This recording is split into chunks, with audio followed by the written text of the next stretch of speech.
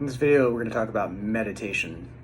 Meditation, I think at this point now in popular culture, is probably one of those things that everybody's heard of, and everybody basically has probably been hammered over their head being told that they should do it. And I think a lot of people might be turned off by that. Some people may feel like, yeah, I should be doing it, but then they just don't because life gets in the way, other things take priority, and we never build the habit. But I'll be another one of these people that will hammer you over the head and say, I believe everybody, almost everybody, should have a meditation practice. It's one of these things that I've been doing for a lot of years, and I don't do it every single day. I do it less frequently now than when I first got into it. But every session that I do have, I find value in it. And at the end of it, I'm always like, I really need to do this again tomorrow. That doesn't always work, but we know that meditation through scientific research has direct impact on our brain and on our body. So I think there's also a big misconception on what people are trying to accomplish when they're meditating. Some people think that meditation should feel easy, or that you should notice this huge change in your persona immediately, or it's all about calming your mind, getting rid of thoughts, and it's really not all about that at all. And there's different kinds of meditation, so I'm really just kind of talking about, I guess you could say, mindfulness meditation. That's kind of the generic one that a lot of people know of. But at least the practice that I've done, it's not about clearing your mind. It's actually about the exact opposite of that. It's just, one, bringing awareness that you have a very busy mind, because often we're living in this busy mind state and it's just the norm. We think that this is the only way there is. And it's not. It's really until you force yourself to sit down, pay attention to something, one thing only, and you start to realize, like, oh wow, my mind is insanely busy. All these thoughts are popping into my head, and it's actually very hard to not think. So it gets very deep. Some practice gets very deep, and we'll talk about, basically trying to understand consciousness and stuff like that. But even just on a basic level, trying to get a person to sit down, sit still, and focus their attention on one and only thing, not intentionally trying to clear your mind, just focus on one thing, focus your attention. That's at least something that we do have control over. We can't control if thoughts are going to be popping into our head.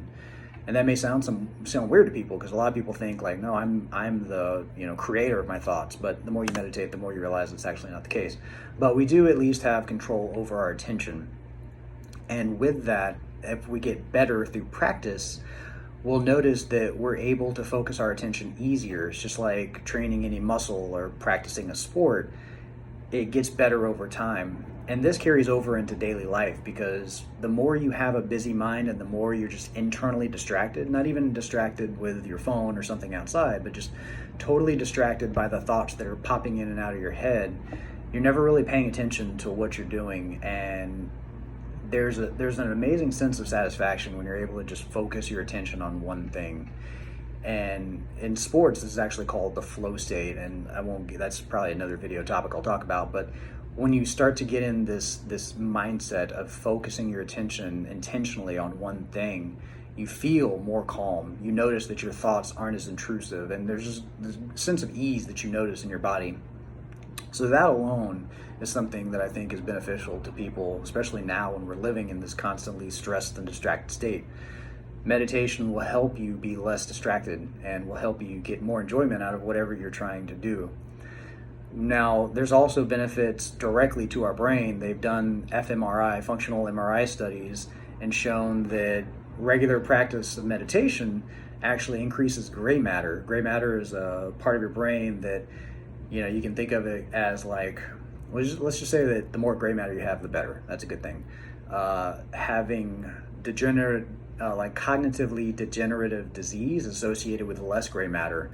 So we know if bad things mean less gray matter, good things mean more gray matter. Meditation is something that we can do that has been shown to consistently increase your gray matter.